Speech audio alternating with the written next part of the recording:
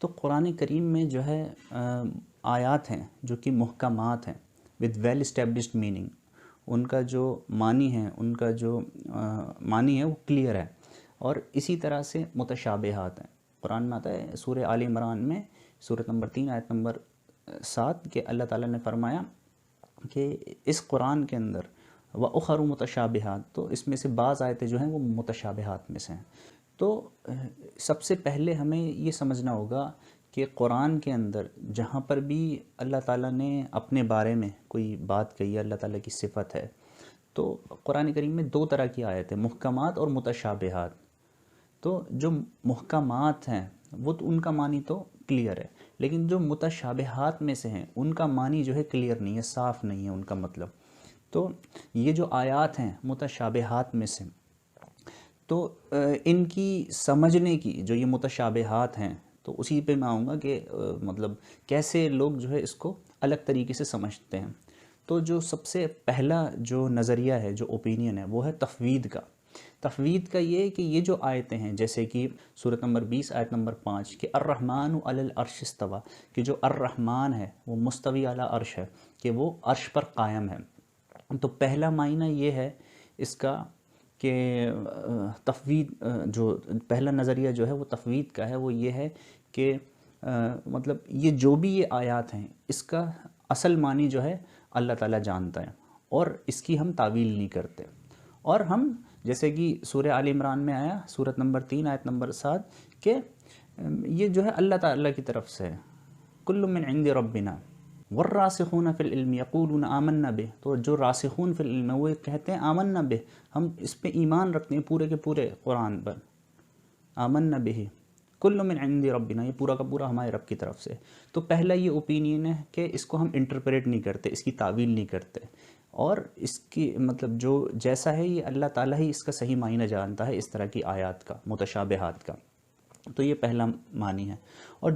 تو یہ پہلا نظریہ ہے۔ دوسرا نظریہ یہ ہے جو کہ تعویل کا ہے، یعنی کہ جو بھی اس طرح کی آیتیں ہیں جیسے الرحمن علی العرش استویٰ سورۃ نمبر 20 آیت نمبر 5، اسی طرح سے معیت کی جو آیات ہیں کہ اللہ تعالیٰ تمہارے قریب ہے،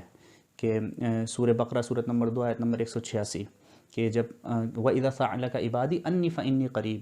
کہ جب میرا بندہ اے نبی وسلم آپ سے پوچھتا ہے تو کہو انی فإنی قریب، کہ میں قریب ہوں۔ اسی طرح سے قرآن کریم میں اللہ نے فرمایا سورہ حدید میں سورۃ نمبر 57 آیت نمبر 4 کہ وَهُوَ مَعَكُمْ أَيْنَمَا كُنْتُمْ، وہ تمہارے ساتھ ہے جدھر بھی تم ہو۔ تو اللہ تعالیٰ تمہارے ساتھ ہے، یعنی کہ یہ جو آیاتیں ہیں۔ تو جو دوسرا نظریہ ہے وہ یہ ہے کہ وہ اس کی تعویل کرتے ہیں، یعنی کہ اس کا لفظی معنی نہیں لیتے، وہ اس کو میٹافریکلی لیتے ہیں، یعنی کہ اس کو لفظی معنی پر نہیں لیتے بلکہ اس کو میٹافریکلی لیتے ہیں۔ تو دوسرا نظریہ یہ ہے کہ اس کو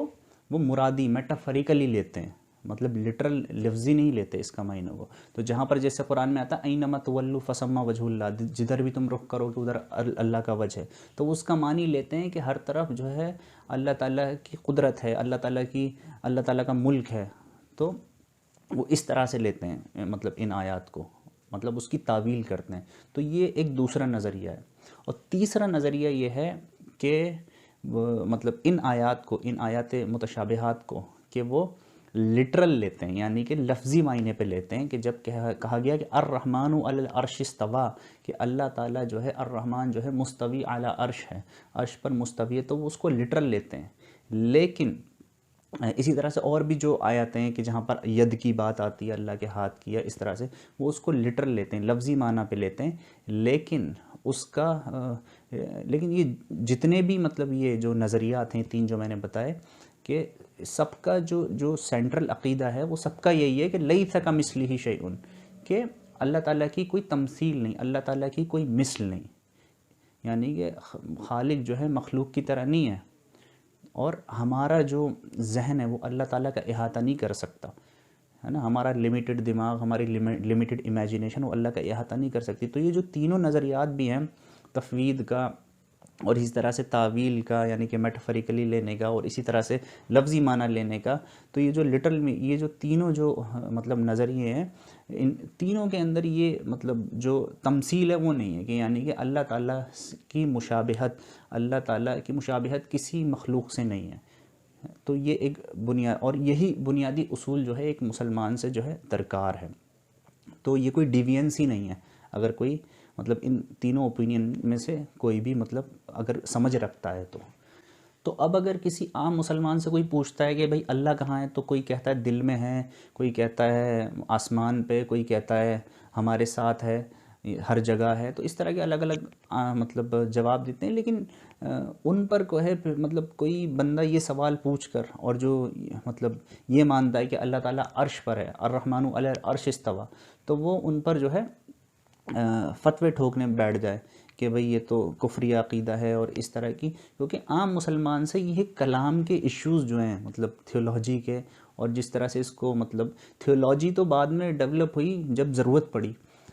مطلب جو ڈیوینٹس تھے ان کو جواب دینے کے لیے. بہرحال لیکن عام مسلمان سے یہ چیز درکار نہیں ہے.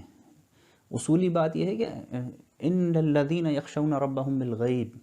سورہ ملک صورت نمبر 67 آیت نمبر 12، کہ جو لوگ خوف کھاتے ہیں، جو لوگ ڈرتے ہیں ان کے رب سے، جو بالغیب، جس کو انہوں نے دیکھا نہیں، اس رب سے ڈرتے ہیں جس کو انہوں نے دیکھا نہیں. تو سب اس اللہ کی عبادت کرتے ہیں جس کو انہوں نے دیکھا نہیں ہے، اور وہ اس کی معرفت رکھتے ہیں، اس کو پہچانتے ہیں اس کی نشانیوں سے جو چاروں طرف ہیں. لیکن اگر کوئی ایسا بول دیتا ہے تو اس پر ایک دم سے جو ہے ججمنٹل نہیں ہونا چاہیے اگر کوئی مسلمان، کیونکہ ہر کسی کو اتنی مطلب ٹیکنیکل ساؤنڈنس نہیں ہوتی ہے.